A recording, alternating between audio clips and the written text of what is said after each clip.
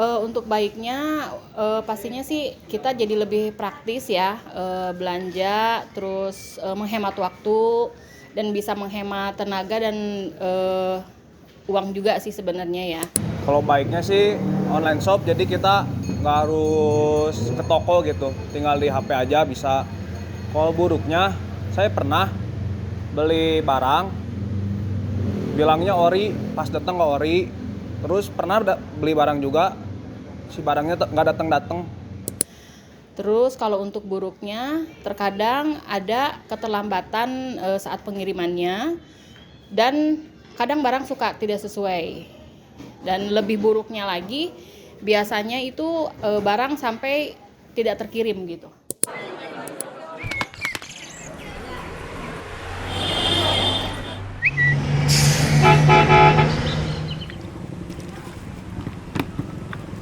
Bismillah, alhamdulillah, wassalatu wassalamu ala rasulillah wa ba'd. Di dalam bab muamalah ini bab yang sangat luas. Bab yang pembahasannya tentu di kalangan para ulama fikih ini sangat rinci ya.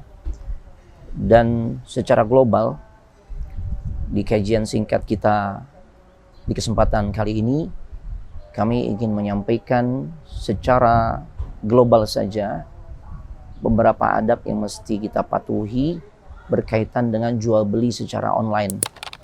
Hukum asal di dalam bab muamalah, al-aslu fil muamalah mubah. Hukum asal di dalam perkara muamalah itu boleh-boleh saja. Sampai kemudian datang dalil yang menjelaskan tentang sisi-sisi keharamannya. Misalnya terdapat unsur riba, terdapat unsur tipu menipu dan sebagainya. Makanya yuk kita belajar walaupun sifatnya global ya, terkait dengan muamalah secara online. Sahabat Umar ibn al-Khattab pernah memperingatkan dengan keras atau mengingatkan dengan keras setiap orang yang berprofesi sebagai pedagang, mereka beraktivitas di pasar, melakukan jual beli atau bermuamalah. Pesan dari Umar ibn al-Khattab agar mereka tuh membekali diri dengan ilmu. Tujuannya apa? Agar jangan sampai mereka jatuh kepada kesalahan di dalam bertransaksi. Nah, secara umum di dalam bab muamalah yang perlu kita perhatikan adalah saat kita menjual, maka juallah barang-barang yang halal. Secara agama itu diperbolehkan untuk kita perjualbelikan. Jadi yang pertama adalah status barang tersebut harus jelas halal.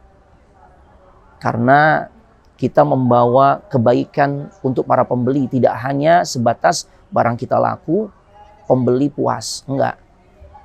Tapi ada hal yang lebih jauh dari itu. Kita pengen mereka dapat barang, apalagi kalau barangnya itu adalah berupa makanan atau minuman yang dikonsumsi atau pakaian.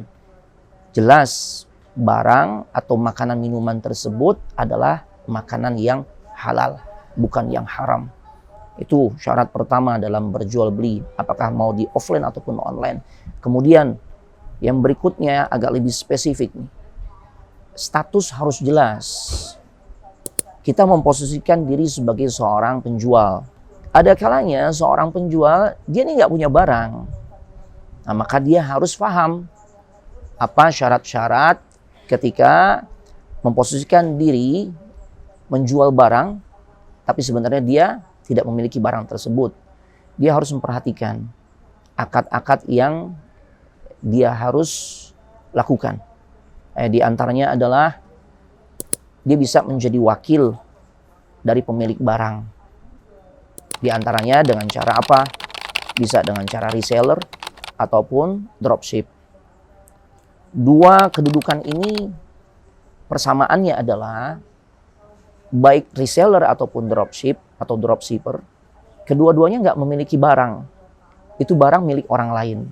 Cuma yang menjadi pembeda adalah kalau reseller, dia harus punya permodalan yang lebih kuat karena dia harus stok barang dari si pemilik barang. Dia beli dulu tuh barang dari si pemilik barang, dia stok, baru kemudian dia perjualbelikan.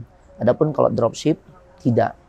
Nah, tentu untuk bisa memposisikan diri sebagai dropshipper, berarti dia harus menjalin hubungan dulu tuh dengan si pemilik barang.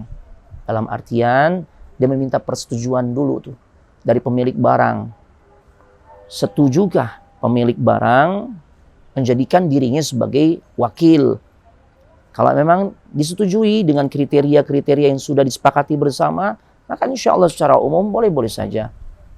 Yang intinya juga perlu diperhatikan, saat kita berpromo, jangan berpromo dengan sesuatu yang nggak sesuai dengan kenyataan. Jangan ngecap lah bahasa kita begitu.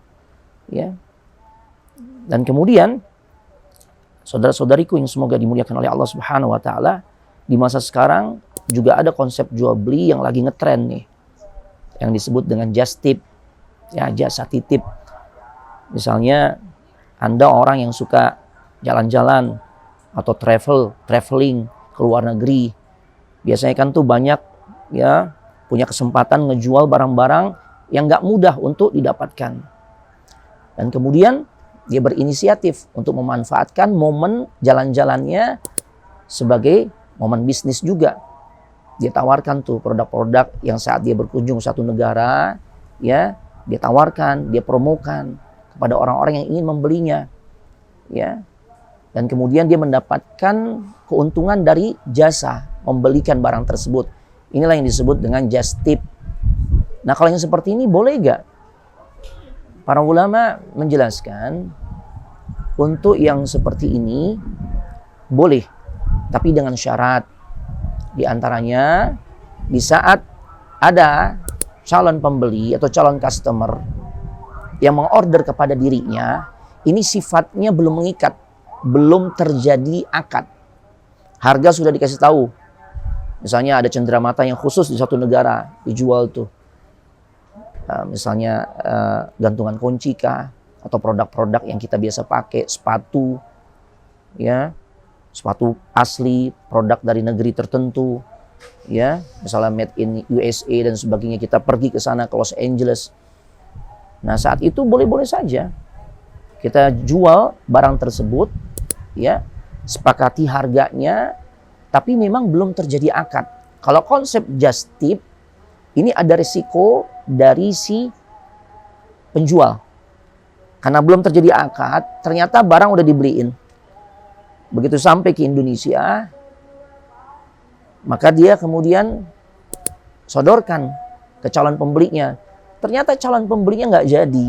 Maka kondisi yang seperti itu menjadikan resiko ditanggung oleh si penjual. Kenapa seperti itu? Iya, karena memang dalam just tip ini belum ada akad di dalamnya. Kecuali setelah barang itu dihadapkan kepada si pembeli dan kemudian si pembeli pun memberikan bayarannya, ya. Nah, kalau seperti itu boleh, ya. Sebagian ulama atau banyak ulama menjelaskan boleh kita lakukan.